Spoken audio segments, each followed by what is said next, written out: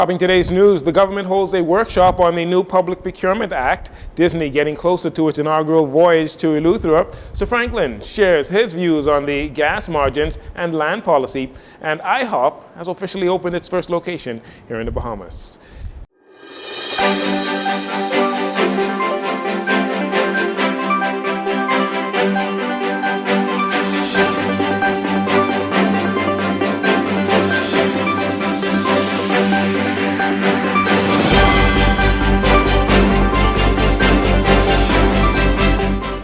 Good evening, Bahamas. I'm Jcn Saunders. This is your JCN Evening News. It's a pleasure to have you join us.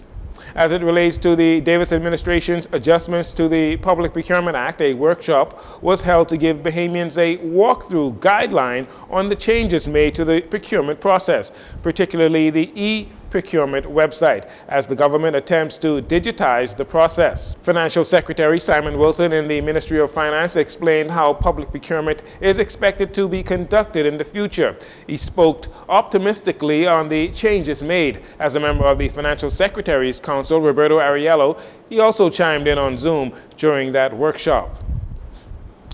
There has been much debate concerning adjustments to the Public Procurement Act, particularly from the opposition, who levied accusations against the Davis administration, saying the government violated the previous Public Procurement Act and only changed the legislation after the fact. The workshop was held at the University of the Bahamas.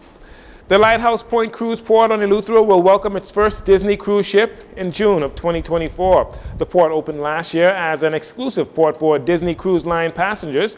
Disney's Regional Public Affairs Officer for the Bahamas and the Caribbean, Joey Gaskin, announcing this much at the Eleuthera Business Outlook 2023. He says this will provide many subcontract opportunities for Bahamians as it relates to port excursions, heritage tours, and native food and beverages.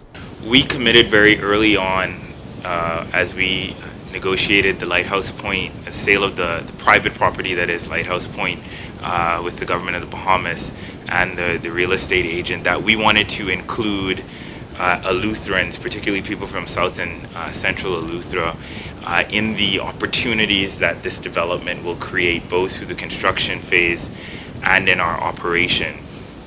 One of the ways that we prepared early on for that, specifically because we understand that this is an area where the type and intensity of development that we're seeing right now is not something that its history has reflected, is that we needed to raise the level of business development, the access to resources, and essentially the understanding around what opportunities will be available. Disney has provided over $150,000 in grants to over 50 businesses on Eleuthera, and they are now renegotiating their support for the Eleuthera Chamber of Commerce and the Small Business Development Center. Mr. Gaskin says Disney is fully committed to the residents of Eleuthera. What we expect is that there are going to be a number of instances where small businesses may not be ready, right, to do business with us a year out from now. Disney is committed to Eleuthera. This is not a 10-year project. This is not a 20-year project. We are putting our concrete in the ground, and we expect to be there for 100+ years. So there's going to be growing opportunity around the development, and whether businesses are ready now or in the future, we are committed to helping those businesses in Eleuthera develop, take advantage of the opportunities, and to grow the local economy there. He goes on to encourage members of the private sector on Eleuthera to invest in the Lighthouse Point, as it will become a great resource for the community. While we may have led on this effort, it's not our desire to monopolize it. We see such amazing opportunity in multiplying the giving that is attached to this, and we know that there are needs when it comes to the small businesses in Eleuthera, and a desire for entrepreneurs and business owners to grow and take advantage of the economic development that is happening there. So we welcome all to join with us in the Eleuthera Chamber of Commerce and the Small Business Development Center to continue to develop these resources for a community that can take advantage of the economic boom that it is currently experiencing. Disney will be hosting vendor supplier fairs on Eleuthera and here in the capital in the coming days, just before the launch of their online vendor portal for small and medium-sized businesses.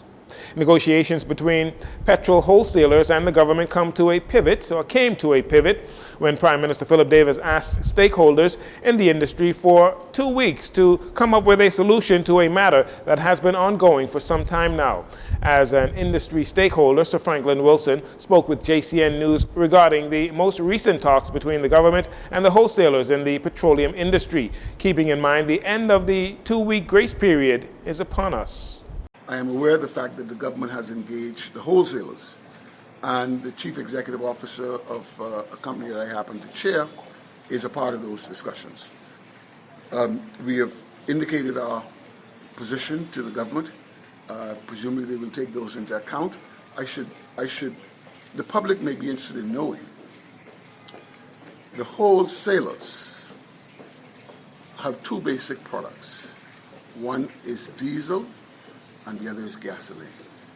The last time the wholesalers got an increment in their gas margin was shortly after 2000. I think it was like in 2003 or 4.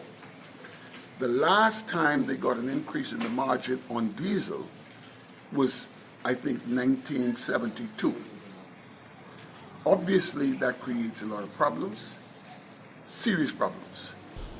Just a week ago, Sir Franklin was confident that the issues concerning the petroleum suppliers for wholesalers and retailers in relation to their margins can be solved without adversely impacting the motoring public. He explains why gas wholesalers are also seeking an adjustment.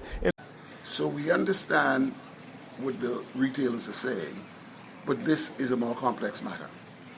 The only specific thing I'd say about the retailers thing is they've asked, I understand, for a certain level of increase.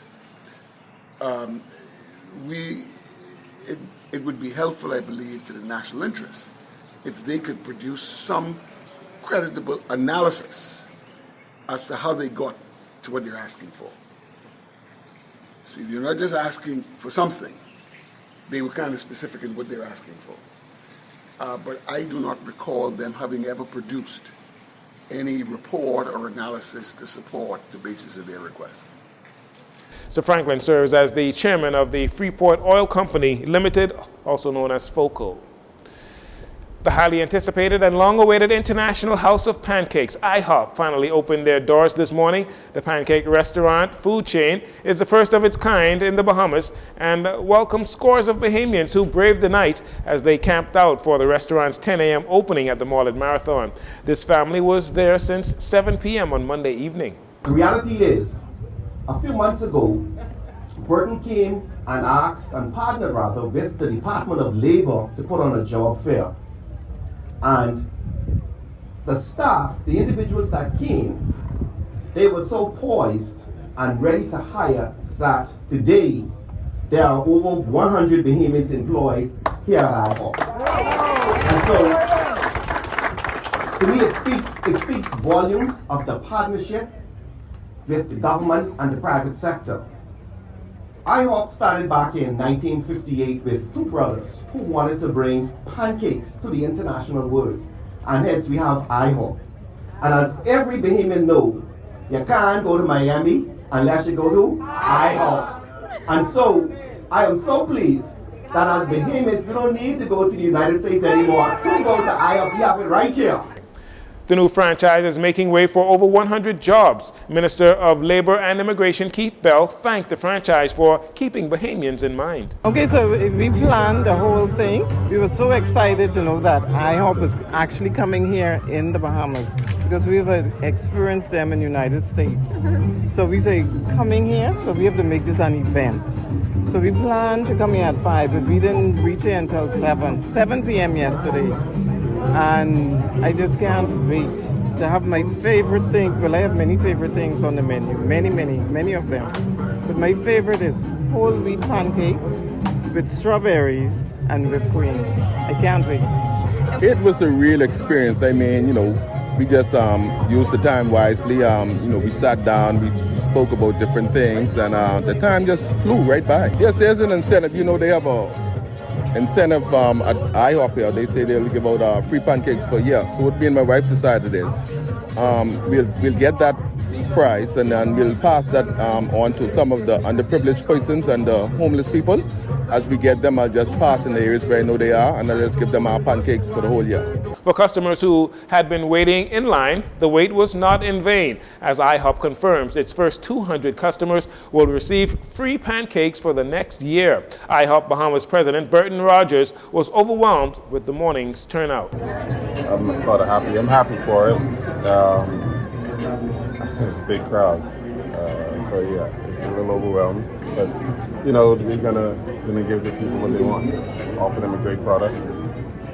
We're just happy to be open, and we're actually opening a couple minutes early. I understand. Yeah, so really happy to be open. Happy for those folks who are sitting out there all night. Hopefully, we can get them in here, get them fed.